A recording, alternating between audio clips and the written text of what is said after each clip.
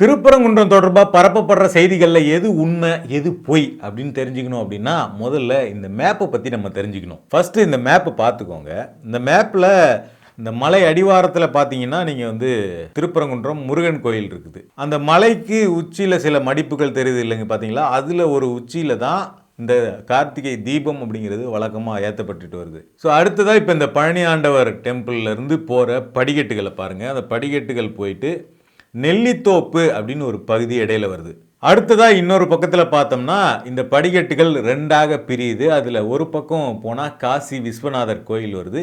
இன்னொரு பக்கம் நெல்லித்தோப்புலேருந்து நேராக அந்த படிக்கட்டுகளில் மேலே போனால் சிக்கந்தர் தர்கா வருது. அந்த சிக்கந்தர் தர்கா பக்கத்தில் ஒரு கொடிமரம் இருக்குது. இது இல்லாமல் மலைக்கு இன்னொரு புறத்தில் பார்த்தோம்னா இந்த சமண கல்வெட்டுகளும் சமணர்களினுடைய சிற்பங்களும் இருக்குது. அப்போ இந்த மலைப்பகுதிகளில் இந்து மத கோயில்கள் இருக்குது, சமணர்களினுடைய வழிபாட்டு தலங்கள் இருக்குது, இஸ்லாமியர்களினுடைய வழிபாட்டு தலம் இருக்குது. இந்த மூன்றுமே இந்த ஒரு மலையில் இருக்குது.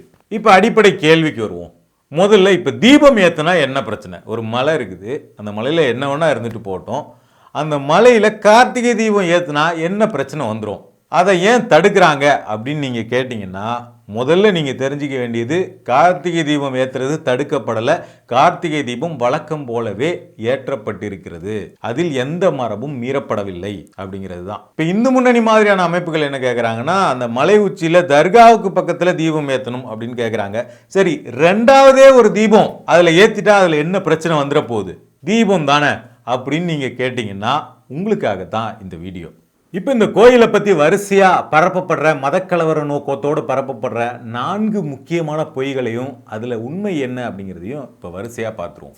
முதல் பொய், திருப்பரங்குன்றம் மலை யாருக்கு சொந்தமானது அப்படிங்கிற கேள்வியிலேருந்து இந்த பொய் எழுப்பப்படுது. இப்போ எச் ராஜா, இந்து முன்னணி போன்றவர்கள்லாம் இப்போ என்ன சொல்கிறாங்க அப்படின்னா, இந்த மலை முழுக்கவே கோயிலுக்கு தான் சொந்தம் அப்படின்னு. எச் ராஜாலாம் தொடர்ச்சியாக பேட்டி கொடுத்துட்டு இருந்தார். லண்டன் பிரிவி கவுன்சில் தீர்ப்பு ரொம்ப தெளிவாக என்ன சொல்லியிருக்கு அப்படின்னா, திருப்பரங்குன்றம் மலை முழுக்க முருகனுக்குத்தான் சொந்தம், கோயிலுக்குத்தான் சொந்தம்னு தீர்ப்பு கொடுத்தது அப்படின்னு எச் ராஜா தொடர்ச்சியாக சொல்லிட்டு வந்தார். ஆனால் அது உண்மை கிடையாது. இந்த மலையில் தர்காவுக்கும் கோயில் நிர்வாகத்துக்கும் இடையில சொத்து தொடர்பாக, நிலம் தொடர்பாக அந்த சிக்கல் எழுந்தப்ப, முரண்பாடு எழுந்தப்ப அது நீதிமன்றத்துக்கு போனப்ப நீதிமன்றம் என்ன தீர்ப்பு கொடுத்தது அப்படின்னா, விசாரிச்சதுக்கப்புறம் நம்ம அந்த மேப்பில் பார்த்தோம் இல்லைங்களா, அந்த மலைக்கு இடைப்பகுதியில் இருக்கக்கூடிய நெல்லித்தோப்பு பகுதி, அந்த பகுதி இஸ்லாமியர்களுக்கு சொந்தம். அதே மாதிரி அந்த பகுதியிலிருந்து தர்காவை நோக்கி போகக்கூடிய படிக்கட்டுகள் அதெல்லாம் இஸ்லாமியர்களுக்கு சொந்தம். அதே மாதிரி மேலே இருக்கக்கூடிய மலை உச்சி, அதில் இருக்கக்கூடிய தர்கா, அங்கே இருக்கக்கூடிய கொடிமரம் இதெல்லாம் இஸ்லாமியர்களுக்கு சொந்தம். இதை தவிர்த்து மீதமுள்ள மலையினுடைய பகுதிகள்லாம் கோயில் நிர்வாகத்துக்கு சொந்தம் அப்படின்னு தீர்ப்பு கொடுத்தாங்க. இதே தீர்ப்பு தான் பார்த்தோம்னா 1931 லண்டன் பிரிவி கவுன்சிலில் உறுதி பண்ணப்பட்டுச்சு. லண்டன் பிரிவி கவுன்சில்ங்கிறது என்னன்னா, அந்த காலத்தில் இப்போ இன்னைக்கு இருக்கிற உச்ச நீதிமன்றம் மாதிரியான ஒரு நீதி கட்டமைப்பு தான் லண்டன் பிரிவி கவுன்சில் அப்படிங்கிறது. அந்த தீர்ப்பு இதை தான் உறுதி பண்ணாங்க. ஆனால் இதை ரொம்ப லாவகமாக மறைச்சிட்டு எச் ராஜா மாதிரியான ஆட்கள் என்ன பண்ணுறாங்கன்னா, இந்த மலை முழுக்கவே கோயிலுக்கு தான் சொந்தம், அதில் இல்லீகலாக இந்த தர்கா கட்டப்பட்டிருக்கு, தர்காவுக்கு இந்த மலையில் உரிமை இல்லை அப்படின்னு சொல்லிட்டு இந்த தர்காவை ரீலொகேட் பண்ணணும், இங்கேருந்து இடிச்சிட்டு வேற இடத்துக்கு மாற்றணும் அப்படின்லாம் மதக்கலவரத்தை தூண்டுற மாதிரி பேசிக்கிட்டு இருக்காங்க. எப்படி ராம ஜென்மபூமி கோவில் வேற இடத்துல ரீலொகேட் பண்ணாங்களோ அது போல இந்த தர்காவை நீங்க ரீலொகேட் பண்ணிக்கோங்க. அடுத்தது ரெண்டாவது பொய், அதாவது மலைக்கு மேலே திடீர்னு புதுசாக ஒரு பழக்கம், இது வரைக்கும் இல்லாத ஒரு புது பழக்கத்தை, ஆடு வெட்டுறோம் அப்படின்னு சொல்லிட்டு புதுசாக முஸ்லீம்கள் கிளம்பி இங்கே பிரச்சனை பண்ணுறாங்க. இதனால வேணும்னே அவங்க மலையோட புனிதத்தை கெடுக்கணும், இந்துக்களினுடைய நம்பிக்கையை கெடுக்கணும் அப்படிங்கிறதுக்காகவே அவங்க இதை பண்ணுறாங்க அப்படின்னு ஒரு பொய் பரப்பப்படுது. இப்போ இந்த மலைக்கு மேலே ஆடு வெட்டுறது அப்படிங்கிறது இப்போ தான் நடத்தப்படுதா? இஸ்லாமியர்களால் தர்காவில் ஆடு வெட்டுறதுங்கிறது பல ஆண்டுகளாக நடத்தப்படுது. தர்காவில் ஆடு வெட்டுறதை பார்க்கறதுக்கு முன்னாடி முதல்ல திருப்பரங்குன்றம் மலையில் ஆடு வெட்டுனா அது கோயிலை இழிவுபடுத்துமா, கோயிலினுடைய புனிதத்தை கெடுக்குமா அப்படிங்கிறதுக்கு நம்ம வரலாற்றுடைய கோயிலினுடைய மரபை பார்க்க வேண்டியிருக்கு. திருப்பரங்குன்றம் கோயிலினுடைய வழிபாடு சம்பந்தமாக பரிபாடல்ல ஒரு முக்கியமான சங்க இலக்கியமான பரிபாடல்ல முக்கியமான சில வரிகள் குறிப்பிட்டிருக்காங்க. அதுல என்ன சொல்றாங்கன்னா, திருப்பரங்குன்றம் கோயில்ல வேலன் வெறியாட்டு நடத்தப்பட்டதுக்கான குறிப்புகள் இருக்கு. வேலன் வெறியாட்டு அப்படின்னா என்னன்னா, ஆடு கெடா இருக்குல்ல, ஆட்டுக்கெடாவை அறுத்து பலி கொடுத்து அங்கே வெறி ஆடுகிற ஒரு நிகழ்வு. இது வந்து முருக வழிபாட்டில் ஒரு முக்கியமான சடங்கு. இது திருப்பரங்குன்றத்தில் நடந்ததுக்கான ஆவணம் பரிபாடலில் இருக்குது. அதில் என்ன சொல்லியிருக்கிறாங்கன்னா, திருப்பரங்குன்றம் கோயிலுக்கு வெளியில் கடம்ப மரத்து அடியில் வேலன் வெறியாட்டு நடந்துட்டு வந்திருக்கு அப்படிங்கிற சான்றுகளை குறிப்பிட்டிருக்காங்க.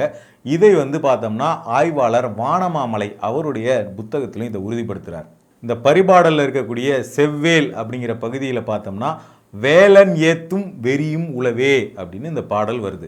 சரி, திருப்பரங்குன்றத்தில் மட்டும்தான் முருக வழிபாட்டில் இந்த ஆட்டை அறுத்து பலி கொடுக்கிற மரபு இருக்குதா அப்படின்னு பார்த்தோம்னா பழமுதிர் சோலையிலும் இதே மாதிரியான ஒரு மரபு இருக்குது அப்படிங்கிறத திருமுருகாற்றுப்படை உறுதிப்படுத்துது. திருமுருகாற்றுப்படையில் பார்த்தோம்னா அதுலேயும் வேலன் வெறியாட்டு சம்பந்தமான குறிப்புகள் பழமுதிர் சோலையில் நடத்தப்பட்டதுக்கு இருக்குது. அதில் குறிப்பாக பார்த்தோம்னா சிறுதினை விரை மறி அறுத்து அப்படின்னு சொல்லிட்டு இந்த ஆட்டுக்கிடாவை அறுக்கிற அந்த சடங்கை பற்றி குறிப்பிடுறாங்க. அப்போ முருகன் அப்படிங்கிறவர் குறிஞ்சி நிலத்தினுடைய தெய்வமாக இந்த மண்ணில் தொடர்ச்சியாக இருந்து வந்திருக்கிறார். அதனால் குறிஞ்சி நில மக்களினுடைய வாழ்வான வேட்டை தெய்வமாக முருகன் இருந்திருக்கிறதுனால ஆட்டை பலியிடுதல் அப்படிங்கிறது முருக வழிபாட்டில் ஒரு முக்கியமான சடங்காக இருந்திருக்கு. இது மட்டும் கிடையாது, மதுரையை சுற்றி இருக்கக்கூடிய பல ஊர்களில் எல்லா இடத்துலையுமே பார்த்தோம்னா அங்கே குலதெய்வ வழிபாடு முறைன்னு சொல்லிட்டு ஆட்டுக்கெடா அறுக்கிறது அப்படிங்கிறது ஒரு பண்பாடாகவே அங்கெல்லாம் இருந்துகிட்டு இருக்கு. அப்போ அதே பண்பாட்டில் வாழக்கூடிய இஸ்லாமியர்கள் அங்கே கந்தூரி விழாவை தர்காவில் நடத்தக்கூடியவர்களாக அங்கே இருக்கிறாங்க. அப்போ திருப்பரங்குன்றம் மலை மேலே ஆடு பலியிடுதல் அப்படிங்கிறது, ஆடை நேர்ந்து விடுதல் அப்படிங்கிறது எந்த வகையிலையும் கோயிலை இழிவுபடுத்துவதாக சொல்ல முடியாது. இன்னும் ஒரு படி மேலே சொல்லணும் அப்படின்னா, அவங்க ஆட்டை கொண்டு வந்து கோயில் வாசலில் வச்சு வெட்டுறது கிடையாது. கோயில் கீழே இருக்குது, தர்கா உச்சியில் இருக்குது. தர்காவில் வச்சு ஆட்டை வெட்டுறதுல மலையினுடைய புனிதம் கெடுது அப்படின்னு சொல்கிறதெல்லாம் ஏற்றுக்கவே முடியாததாக இருக்குது. இப்போ சிக்கந்தர் தர்கா விஷயத்துக்கு வருவோம். அந்த தர்காவில் பார்த்தோம்னா பழைய போர்டு ஒன்று இருந்தது. அந்த போர்டுலேயே பார்த்தோம்னா மலை மேல் கந்தூரி நடத்தவும் அப்படின்னு சொல்லிட்டு போர்டுலே வெளிப்படையாக போட்டு தான் அதை நடத்திட்டு இருந்தாங்க. இது பழைய போர்டு. இதெல்லாம் அங்கே இருக்க உள்ளூர் மக்களுக்கு எல்லாமே தெரிஞ்சது தான். பல பேர் எங்ககிட்ட அதை பேசியிருக்கிறாங்க. இன்னும் சொல்லணும் அப்படின்னா இந்துக்கள்ல இருந்து எல்லாருமே போயிட்டு அங்கே சாப்பிட்டுட்டு வந்திருக்கிறாங்க. இதில் இன்னொரு முக்கியமான திருப்பமாக என்ன நடந்தது அப்படின்னா, நீதிமன்றத்தில் பரமசிவன் அப்படிங்கிறவர் ஒரு அஃபிடவிட்டை தாக்கல் பண்ணார். அவர் என்ன சொன்னார் அப்படின்னா, அவருக்கு வயது 71 வயசு. அவர் என்ன சொன்னார்னா, அவருடைய அப்பா 71 வயசு பரமசிவனுடைய அப்பா அவர் வந்து திருப்பரங்குன்றம் மலையில் சிக்கந்தர் தர்காவில் கந்தூரி நடத்தும் போதெல்லாம் வந்து பார்த்தோம்னா அவரை கூட்டு போயிட்டு தான் அங்கே வந்து ஆட்டு தோலை வந்து உரிப்பாங்க. அப்போது வந்து நானும் எங்கள் அப்பா கூட அவருக்கு ஹெல்ப் பண்ணுறதுக்காக போயிருக்கிறேன். அப்போ ஆட்டை உரிச்சிட்டு நாங்கள் என்ன பண்ணோம்னா எங்களுக்கு ஆட்டோடைய அந்த தோல், கால், லிவரு, தலை இதெல்லாம் கொடுப்பாங்க. அதை நாங்கள் எடுத்துகிட்டு வருவோம் வீட்டுக்கு அப்படின்னு அவர் சொல்லியிருக்கிறார். அதுக்கப்புறம் அவருடைய அப்பா இறந்ததுக்கப்புறம் இவர் பரமசிவன் வந்து தொடர்ச்சியாக அங்கே வந்து இந்த கந்தூரி வேலைக்காக போயிருக்கிறார்.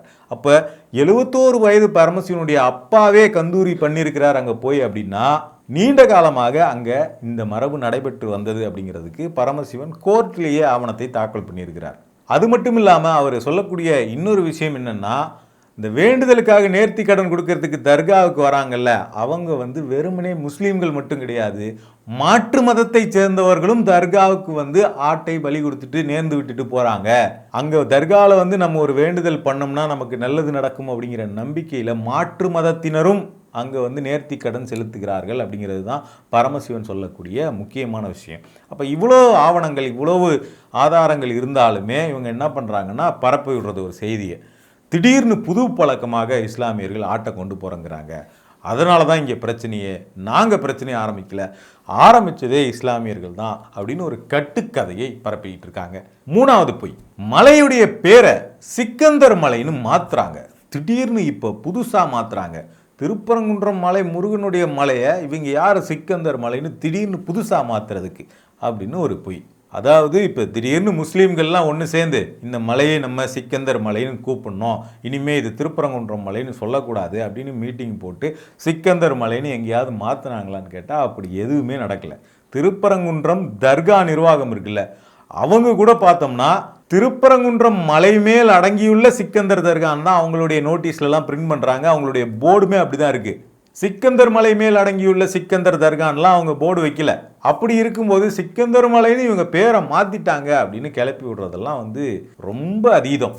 அப்போ இந்த சிக்கந்தர் மலைங்கிற வார்த்தை எங்கேருந்து வந்தது அப்படின்னா, சிக்கந்தர் மலைன்னு பேரை மாற்றணுங்கிற கோரிக்கையை யாரும் வைக்கல, பேரையும் யாரும் மாற்றலை. ஆனால் சிக்கந்தர் மலைன்னு சொல்லக்கூடிய வழக்கம் அப்படிங்கிறது பல ஆண்டுகளா, இப்ப இல்ல பல 10 ஆண்டுகளா, 100 ஆண்டுகளா கூட மதுரை பகுதிகளில் இருந்துகிட்டு இருக்கு. இன்னும் ஒரு படி மேல சொல்லணும்னா, அந்த பகுதியில் இருக்கக்கூடிய சாதாரண மக்களே பார்த்தோம்னா, அந்த பகுதியில் அந்த மலையில மல்டிபிள் உச்சி, நிறைய உச்சி இருக்கிறதுனால இங்க திருப்பரங்குன்றம் முருகன் கோயில் இருக்கிற இடத்துல முருகன் மலைனும், காசி விஸ்வநாதர் கோயில் இருக்கிற இடத்த சிவன் மலைனும், சிக்கந்தர் தர்கா இருக்கிற இடத்த வந்து அந்த மலையினுடைய உச்சியை சிக்கந்தர் மலைனும் அந்த மக்களே கூப்பிடுற வழக்கம் கூட இருக்குது.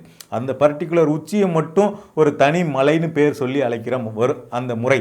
இதெல்லாம் தாண்டி சிக்கந்தர் மலை அப்படிங்கிற அந்த சொல் வழக்கம் இருக்குல்ல, அது வந்து இப்போ பயன்படுத்தப்பட்டதில்லை, நீண்ட காலமாக பயன்படுத்தப்பட்டது. அப்படிங்கிறதுக்கு திருப்பரங்குன்றம் வேர்க்கோட்டம் அப்படின்னு சொல்லிட்டு 1980களில் பதிப்பிக்கப்பட்ட ஒரு புத்தகம். அந்த புத்தகத்தில் அந்த காலகட்டத்தில் அங்கே இருக்கக்கூடிய அந்த நாட்டுப்புற பாடல்கள், இதில் சிக்கந்தர் மலை அப்படிங்கிற வார்த்தையை இந்த மக்கள் இயல்பாக பயன்படுத்தினதை அந்த பாடல்களை பதிவு பண்ணியிருக்கிறாங்க 80களில் வந்த புத்தகத்திலேயே. அதில் இருக்கக்கூடிய பாடல்களை பார்த்தோம்னா, மலையே மலையழகு, மலையை சுற்றி தோப்பழகு, சிக்கந்தர் மலையழகு, திருப்பரங்குன்றத்து தெருவழகு. அடுத்த பாட்டு பார்த்தோம்னா, உம்மனசும் எம்மனசும் ஒரு மனசா இருந்துட்டாக்கா பஸ்பகிரி மலையை புஷ்பமாக நிறுத்திடுவேன், உம்மனசும் எம்மனசும் ஒரு மனசா இருந்துட்டாக்கா சிக்கந்தர் மலையை செங்குத்தா தூக்கிடுவேன். இப்படி ஒரு பாட்டு. இன்னொரு பாட்டு பார்த்தோம்னா, திருப்பரங்குன்றமா தெங்கா கம்மாயா சேர்ந்த சரவண பொய்கைகளாம் வந்த சனமெல்லாம் நீராடி போகுதான் வற்றாத சமுத்திர பொய்கையிலே சிக்கந்தர் மலைக்கு போனவுக என்னென்ன அடையாளம் கொண்டு வந்தாக, கல்லால மண்டபம் காணிக்கை சப்புறம் வில்வ மரங்களை அடையாளம் சிக்கந்தர் மலைக்கு தெக்கிட்டு தெக்கிட்டு அப்படின்னு சொல்லிட்டு இன்னொரு நாட்டுப்புற பாடல். அப்போ இந்த பாடல்கள் எல்லாம் இந்த சிக்கந்தர் மலைங்கிற வார்த்தை ரொம்ப இயல்பாக பயன்படுத்தப்பட்டுட்டு வந்திருக்கு. அதுக்கெல்லாம் எந்த உள்நோக்கமுமே இல்லை. ஆனால் இன்னைக்கு இந்த இந்து முன்னணி மாதிரியான அமைப்புகளும் பாஜகவினரும் என்ன பண்ணுறாங்கன்னா, சிக்கந்தர் மலை அப்படின்னு இந்த மலையை வேணும்னே பேர் மாற்றுறாங்க. நம்மளுடைய மலையை, இந்துக்களுக்கு சொந்தமான மலையை இஸ்லாமியர்கள் ஆக்கிரமிக்க முடிவு பண்ணிட்டாங்க அப்படின்னு சொல்லி ஒரு கட்டுக்கதையை வந்து பேசிக்கிட்டு இருக்காங்க. இன்னொரு முக்கியமான குறிப்பு, 1926 பதிப்பிக்கப்பட்ட போகர் 7000 அந்த பாடல் தொகுப்பு. போகரனுடைய அந்த பாடல் தொகுப்பில் பார்த்தோம்னா, சிக்கிந்த மலை அப்படின்னு திருப்பரங்குன்றத்தை பற்றி சொல்லும்போது வருது, நிறைய இடங்களில் பயன்படுத்தப்படுது. அப்போ போகருடைய பாடல்களில் சிக்கந்தரை பற்றி குறிப்பிடும்போது சிக்கந்தரை வந்து ஒரு சூஃபி ஞானி அப்படிங்கிற மாதிரி குறிப்பிடுறாங்க. இவங்க சொல்கிற மாதிரி மலையை ஆக்கிரமிக்க வந்த ஒரு டெல்லி சுல்தானுடைய பரம்பரை அப்படின்லாம் அதில் வந்து குறிப்பிடலை. இப்போ இன்னொரு பழையமையான ஆதாரம் இதுக்காக பார்க்கணும் அப்படின்னா, வெள்ளக்காரங்காலத்து குறிப்பு 1830 வெளியான லண்டன் லிட்ரரி கேசட்டினுடைய ஒரு இதழ். அதில் பார்த்தோம்னா சிக்கந்தர் மலை அப்படிங்கிற வார்த்தை பயன்படுத்தப்பட்டிருக்கு மதுரையை பற்றி குறிப்பிடும்போது. அப்போ நீண்ட காலமாக புழக்கத்தில் இருக்கக்கூடிய ஒரு வார்த்தையை இப்போ கொண்டு வந்துட்டு திடீர்னு சர்ச்சையாக மாற்றுறாங்க. அதுவும் யாருமே திருப்பரங்குன்றம் மலைங்கிற பேரை மாற்றணுங்கிற டிமாண்டை வைக்கல. தர்கா நிர்வாகமும் திருப்பரங்குன்றம் மலைன்னு தான் இப்போவும் சொல்லிக்கிட்டு இருக்காங்க. அதிகாரப்பூர்வமான பெயர் அப்படிங்கிறது திருப்பரங்குன்றம் மலை தான். அதனால் அதை சிக்கந்தர் தர்காவாக மாற்றுறாங்க அப்படிங்கிறதெல்லாம் அப்பட்டமான கட்டுக்கதை. 4வது பொய், இதுதான் இப்போ ரீசெண்டாக நடந்துக்கிட்டு இருக்கக்கூடிய அடுத்த சர்ச்சை. இது 3மே ஏற்கனவே இவங்க பண்ணி முடித்தது. இப்போ 4வதாக இந்த இடத்துக்கு வந்திருக்கிறாங்க. இந்த சர்ச்சையை பார்த்தோம்னா, இப்போ நம்ம தீபத்தூண் சர்ச்சை, கார்த்திகை தீபம் வந்து ஏற்ற மாட்டுறாங்க, இந்துக்களுடைய உரிமையை தடுக்கிறாங்க அப்படின்னு சொல்லிட்டு ஒரு சர்ச்சையை கிளப்பி இந்த பிரச்சனை ஓடிக்கிட்டு இருக்கு. அதாவது தர்காவுக்கு பக்கத்தில் ஒரு தூண் இருக்குது, அந்த தூண் தான் ஒரிஜினல் கார்த்திகை தீபம் ஏற்றுற தூண், நீங்கள் ஏற்றுறது கிடையாது. கோயில் மரபுப்படி நூற்றாண்டுகளாக ஏற்றப்பட்டுக்கிட்டு வர தூண் வந்து தீபத்தூண் கிடையாது அப்படிங்கிற ஒரு சர்ச்சையை இந்து முன்னணி அமைப்பை சேர்ந்தவங்க உருவாக்கியிருக்காங்க. இப்போ நம்ம இந்த கோயிலுடைய சொத்து விவகாரம் சம்பந்தமான பிரச்சனை 1920களிலேருந்தே நடக்குதுன்னு சொன்னோம் இல்லைங்களா. அதுக்கப்புறம் பல வழக்குகள் இந்த திருப்பரங்குன்றம் சார்ந்து நடந்திருக்குது. இதில் எந்த வழக்குலையுமே தர்கா பக்கத்தில் இருக்கக்கூடிய கல் தூண் தான் தீபத்தூண் அப்படின்னு எந்த இடத்துலையுமே சர்ச்சையே வந்தது கிடையாது. யாருமே அப்படி ஒரு கோரிக்கையை எழுப்புனது கிடையாது, அப்படி ஒரு விவாதமே வந்தது கிடையாது. எப்போ முதல்ல வருதுன்னா 1994 இந்து முன்னணியை சேர்ந்தவங்க என்ன பண்ணுறாங்கன்னா, இதுதான் உண்மையான தீபத்தூண் அப்படின்னு சொல்லிட்டு தர்கா பக்கத்தில் இருக்கக்கூடிய ஒரு கல் தூணை காட்டி அந்த தூணில் தான் தீபம் ஏற்றுவோம், இதில் ஏற்றினா தீபம் ஏற்றினா ஒத்துக்க மாட்டோன்னு சொல்லிட்டு அவங்க வந்து ஒரு பிரச்சனையை ஆரம்பிக்கிறாங்க. அது சம்மந்தமான ஒரு வழக்கு அவங்க போடுறாங்க. அப்போ 1996 இந்த கார்த்திகை தீபம் தொடர்பாக ஒரு தீர்ப்பு வந்து வழங்கப்படுது. அந்த தீர்ப்பில் என்ன சொல்கிறாங்க அப்படின்னா, மலை மேலே தீபம் ஏற்றுற அதிகாரம் உரிமை அப்படிங்கிறது கோயில் நிர்வாகத்துக்கு மட்டும்தான் இருக்குது. அப்படி வேற யாரையாவது தீபம் ஏற்றணும் அப்படின்னு முடிவு எடுத்தால் அது கோயில் நிர்வாகம் தான் அதை அனுமதிக்கணும். அதுவும் குறிப்பாக அப்படி கோயில் நிர்வாகம் வேறு யாரையாவது தீபம் ஏற்ற அனுமதிக்கும் போது அது இந்து அறநிலைத்துறையினுடைய அனுமதி பெற்று அதுக்கப்புறம் தான் அவங்கள அனுமதிக்கணும் அப்படின்னு சொல்லியிருந்தாங்க. மூணாவதாக மிக முக்கியமான விஷயம் என்ன அப்படின்னா, கோயில் நிர்வாகம் வேறு இடத்துல தீபம் ஏற்றணும் அப்படின்னு முடிவு பண்ணுது. இப்போ ஏற்றிக்கிட்டு இருக்கக்கூடிய கோயில் மரபுப்படி ஏற்றிக்கிட்டு இருக்கக்கூடிய உச்சிப்பிள்ளையார் கோயில் தீப மண்டபத்துக்கு பதிலாக வேறு இடத்தில் தீபம் ஏற்றணும் அப்படின்னு கோயில் நிர்வாகம் யோசிக்குது அப்படின்னா, அது பார்த்தோம்னா அங்கே மேலே மலை உச்சியில் ஒரு தர்கா இருக்குது அப்படிங்கிறத மனசில் வச்சுக்கிட்டு அந்த தர்காவிலேருந்து 15 அடி தள்ளி போயிட்டு வேறு எங்கேயாவது நீங்கள் ஏற்றிக்கலாம் அப்படின்னு 1996 தீர்ப்பு கொடுத்தாங்க. அதாவது தர்காவிலேருந்து 15 அடி தள்ளி போயிட்டு வேறு எங்கேயாவது ஏற்றிக்கலாம் தான் சொன்னாங்களே தவிர, தர்காவுக்கு பக்கத்தில் இருக்கக்கூடிய 15 அடி தள்ளி இருக்கக்கூடிய அந்த கல் தூணில் தான் ஏற்றணும், அதுதான் தீபத்தூண் அப்படின்லாம் அந்த நீதிமன்ற தீர்ப்பில் எங்கேயுமே சொல்லப்படலை. அப்போ இது தொடர்பாக அடுத்தடுத்து அமைதி பேச்சுவார்த்தை நடந்தது, எங்கே தீபம் ஏற்றணும் அப்படின்னு சொல்லிட்டு. அப்போ அதில் தர்கா தரப்பு கலந்துக்கிட்டாங்க, கோயில் நிர்வாகம் கலந்துக்கிட்டாங்க, இந்து முன்னணி தரப்பும் கலந்துக்கிட்டாங்க. அதில் என்ன முடிவு எடுக்கப்பட்டுச்சு அப்படின்னா, கோயில் நிர்வாகத்திலிருந்து நாங்கள் வழக்கமாக கோயில் மரபுப்படி எங்கே தீபம் ஏற்றுறோம்னா அந்த உச்சிப்பிள்ளையார் கோயில் மண்டபத்தில் இருக்கக்கூடிய தீப மண்டபத்தில் தீபம் ஏற்றுறோம், அங்கேயே நாங்கள் கண்டினியூவாக பண்ணுவோம், மரபை மாற்றி நாங்கள் எதுவும் பண்ண மாட்டோம் அப்படின்னு சொல்லிட்டு வழக்கமாக ஏற்றுற இடத்துலையே ஏற்றுவோம் அப்படின்னு முடிவு பண்ணாங்க. இதுக்கு ஆதரவாக தர்கா நிர்வாகமும் என்ன பண்ணாங்கன்னா, அவங்களும் நீதிமன்ற உத்தரவுப்படி கோயில் நிர்வாகம் எடுக்கிற முடிவு என்னவோ அதுக்கு நாங்கள் ஒத்துழைக்கிறோம் அப்படின்னு சொல்லிட்டு நீதிமன்றம் சொன்னபடி கோயில் நிர்வாகம் எடுக்கிற முடிவுக்கு ஒத்துழைக்கிறோம் அப்படின்னு எழுதி கையெழுத்து போட்டு கொடுத்தாங்க. இதில் இந்து முன்னணிக்காரங்க மட்டும்தான் என்ன பண்ணாங்கன்னா, இல்லை அங்கெல்லாம் ஏற்றக்கூடாது, மேலே தான் தர்கா பக்கத்தில் தான் ஏற்றணும், அதுதான் தீபத்தூண் அப்படின்னு பிரச்சனை பண்ணாங்க. அதை கோயில் நிர்வாகமும் ஏற்றுக்கல, தர்கா நிர்வாகமும் ஏற்றுக்கல. அந்த லெட்டரை கொண்டு வந்து வச்சுக்கிட்டு இப்போ அண்ணாமலையிலேருந்து எல்லாரும் என்ன கதை விடுறாங்க அப்படின்னா, தர்காவிலேருந்து 15 அடி தள்ளி நீங்கள் ஏற்றிக்கிங்க தீபம் அப்படின்னு சொல்லிட்டு அன்னைக்கே இஸ்லாமிய தரப்பே ஒத்துக்கிட்டாங்க, தர்கா தரப்பே ஒத்துக்கிட்டாங்க, நீங்கள் ஏன் பிரச்சனை பண்ணுறீங்க அப்படின்னு ஒரு கதை விடுறாங்க. அன்னைக்கு தர்கா தரப்பு ஒத்துக்கிட்டது அமைதி பேச்சுவார்த்தையில் அப்படிங்கிறது நீதிமன்ற உத்தரவுப்படி கோயில் எங்கே முடிவு பண்ணி ஏற்றுதோ அதை நாங்கள் ஏற்றுக்கிறோம் அப்படின்னு சொல்லி தான் தர்கா நிர்வாகம் சொன்னாங்களே தவிர, ராம ரவிக்குமார் மாதிரியான இந்து முன்னணியை சேர்ந்தவங்க வேறு இந்துத்துவ அமைப்புகளை சேர்ந்தவங்க போயிட்டு அவங்க ஒரு இடத்துல ஏற்றுனா அதை நாங்கள் ஏற்றுக்குவோம், இந்து முன்னணி சொல்கிற இடத்துல ஏற்றுறதுக்கு நாங்கள் ஏற்றுக்குவோம்லாம் தர்கா நிர்வாகம் சொல்லலை. நீதிமன்ற ஆணைப்படி அப்படிங்கிறத ரொம்ப தெளிவாக அன்னைக்கு நீதிமன்ற ஆணையப்படி சொல்லியிருந்தாங்க. அப்போ கோயில் நிர்வாகத்தின் முடிவை தான் நாங்கள் ஏற்றுக்கிறோம் அப்படிங்கிறது தான் அவங்களுடைய கருத்து. அதை திரித்து இன்றைக்கி அண்ணாமலை மாதிரியான ஆட்கள் பேசிக்கிட்டு இருக்காங்க. அப்புறம் அதுக்கப்புறமும் கூட பார்த்தோம்னா 2014-17 இதே மாதிரி இந்த தீபத்தை மேலே தான் தர்கா பக்கத்தில் தான் ஏற்றணும் அப்படின்னு சொல்லிட்டுலாம் வழக்கு போட்டாங்க. அந்த 2 மனுக்களுமே தள்ளுபடி பண்ணப்பட்டுச்சு. ஆனாலும் தொடர்ச்சியாக அவங்க பார்த்தோம்னா இல்லை மேலே இருக்கிறது தான் தீபத்தூண் அப்படின்னு பேசிக்கிட்டே வராங்க தொடர்ச்சியாக. ஒரிஜினலாகவே அது தீபத்தூண் தானா அப்படின்னு பார்த்தோம்னா அந்த தர்காவுக்கு பக்கத்தில் இருக்கக்கூடிய கல் தூண் தீபத்தூண்னு சொல்கிறதுக்கு எந்த வரலாற்று ஆதாரமுமே கிடையாது. அப்போ அந்த தூண் என்ன தூண் அப்படின்னு கேட்டால் மதுரையை சேர்ந்த முக்கியமான ஆய்வாளர்களும் செயல்பாட்டாளர்களும் என்ன சொல்கிறாங்கன்னா, இது பார்த்தோம்னா நில அளவை கல், அதாவது இந்திய அளவில் வரைபடத்தை தயாரிப்பதற்காக பார்த்தோம்னா கிரேட் ட்ரிக்னாமெட்ரிக் சர்வே அப்படின்னு ஒன்று 1800களில் பிரிட்டிஷ் அரசால் நடத்தப்பட்டு தான் இன்றைக்கி இருக்கக்கூடிய இந்திய வரைபடம் அப்படிங்கிறது பெருமளவில் தயாரிக்கப்பட்டுச்சு. அப்போ அந்த வரைபடத்தை தயாரிக்கிறதுக்காக அவங்க பார்த்தோம்னா இந்தியா முழுக்க இருக்கக்கூடிய எல்லைகள் தோறும் பார்த்தோம்னா பல வழிகளில் இந்தியா முழுக்க எல்லா இடங்களுக்கும் பயணித்து பல வழிகளில் அவங்க இந்த மாதிரியான ஜிடிஎஸ் ஸ்டேஷன்ஸ் அப்படின்னு சொல்லிட்டு கிரேட் ட்ரிக்னாமெட்ரிக்கல் சர்வே ஸ்டேஷன் சொல்லிட்டு அங்கங்கே இந்த மாதிரியான தூண்களை நட்டு வச்சுட்டு அதன் மூலமாக அந்த எல்லைகளை குறிப்பிட்டு வரைபடத்துக்கான ஆய்வுகளை பண்ணாங்க.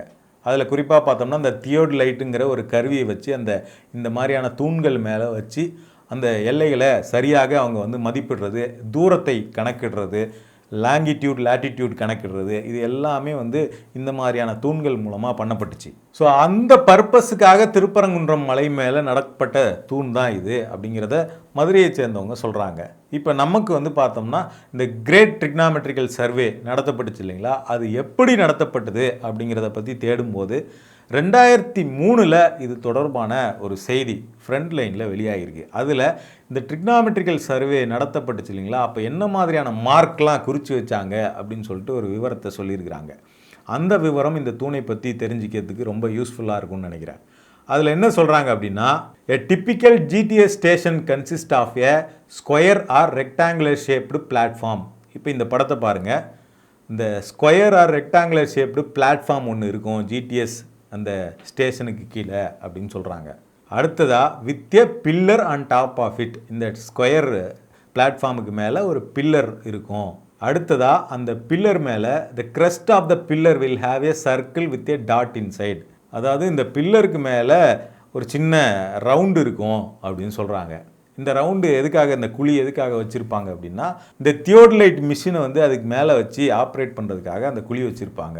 இதை வந்து நம்ம ஊரில் இருக்கக்கூடிய மக்கள் பார்த்தோம்னா தீபம் ஏற்றுறதுக்கான குழி அப்படின்னு நினச்சிக்கிறது அப்படிங்கிறது பொதுவான விஷயமா இருக்குது அப்படிங்கிறத சொல்கிறாங்க. அது அந்த குழி எதுக்காக இது போடப்படுதுன்னு இவங்க சொல்கிறாங்கன்னா, which marks the longitude and latitude of the spot. அடுத்தது the foundation stone of the platform below ground அப்படின்னு சொல்லிட்டு too will have the circle and the dot. அதாவது அந்த தூணுக்கு கீழேயும் இந்த மாதிரியான ஒரு சர்க்கிளும் டாட்டும் இருக்கும் அப்படின்னு சொல்கிறாங்க. அதாவது எதுக்குன்னா, even if the top of the pillar destroyed, அந்த பில்லர் உடஞ்சி போயிட்டா கூட அந்த இடத்த லொக்கேட் பண்ணுறதுக்கு யூஸ்ஃபுல்லாக அந்த இடத்துல அந்த மார்க் இருக்கும் அப்படின்னு சொல்கிறாங்க. இப்போ இதை வச்சுக்கிட்டு நம்ம திருப்பரங்குன்றம் விஷயத்துக்கு வந்தோம்னா, ஏற்கனவே கோர்ட்டில் பார்த்தோம்னா தர்கா தரப்புலேருந்து ஒரு விஷயத்த சொல்கிறாங்க. அது என்ன அப்படின்னா, இது ஒரு சர்வே ஸ்டோன் தான் அப்படின்னு சொல்லிட்டு இந்த மாதிரி 6 ஸ்டோன் அப்படிங்கிறது, இந்த மாதிரி 6 தூண் வந்து இந்த மலையில் இருக்குது அப்படின்னு சொல்கிறாங்க. அதில் குறிப்பாக இன்னொரு இடத்துல பார்த்தோம்னா, இந்த தர்காவுக்கு ரொம்ப பக்கத்துலேயே பார்த்தோம்னா இன்னொரு இதே மாதிரியான ஒரு பிளாட்ஃபார்ம் இருக்குது.